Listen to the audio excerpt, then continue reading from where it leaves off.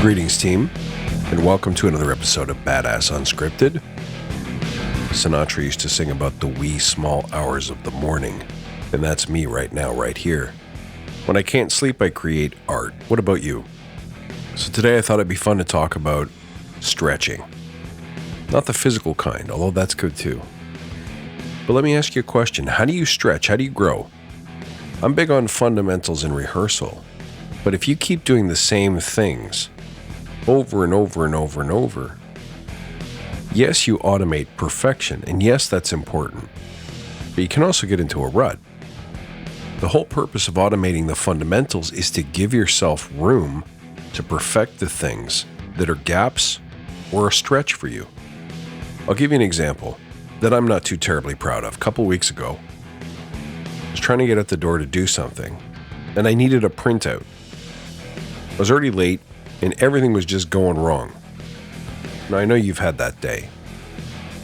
So after years of owning this printer that just, every time you go to print something, you have to rediscover the printer, basically reinstall the drivers. Here we are in like 2019, and we're still at this stuff. So I never liked this printer.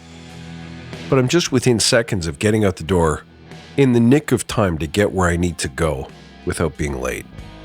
And the very last step is to print something. And lo and behold, the printer's not having any of it. So now 5, 10, 15 minutes later, I'm still troubleshooting the printer. The long story short is, me and the printer have an office space moment not too long after. If you know what that means, Google it. Now here's the best part. It turns out that it was the network.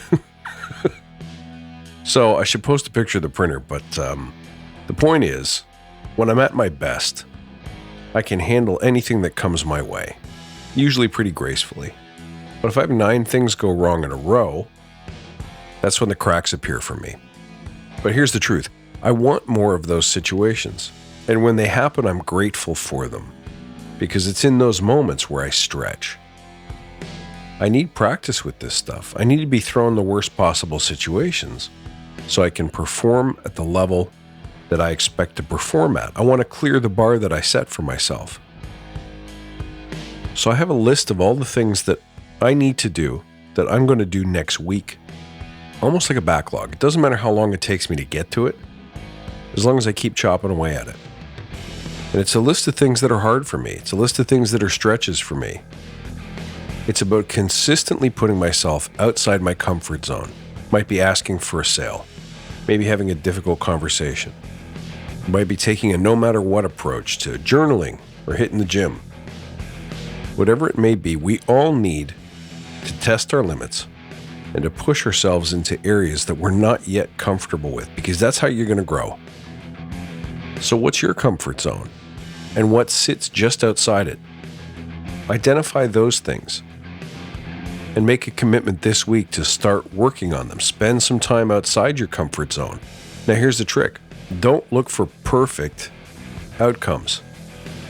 If there's stuff you're wobbly at, you're not going to crush it your first time out. The secret is, what actually helps you improve is spending time there. It's that immersion and inoculation I always talk about around fear.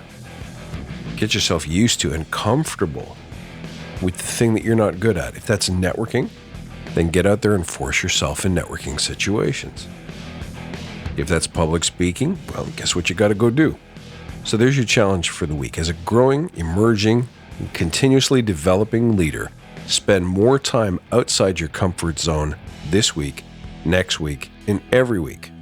Have a list of them, prioritize the list, and knock off 1 per sprint. That's all you got to do. If you're not doing this already, try it and let me know how it goes. This could be one of those things that levels up your leadership game. Folks, thank you for listening. You can find me, as always, on Twitter at badass_agile, Instagram at badassagile, and of course, worldwideweb.badassagile.com. Thank you for being a true believer. We'll see you next time.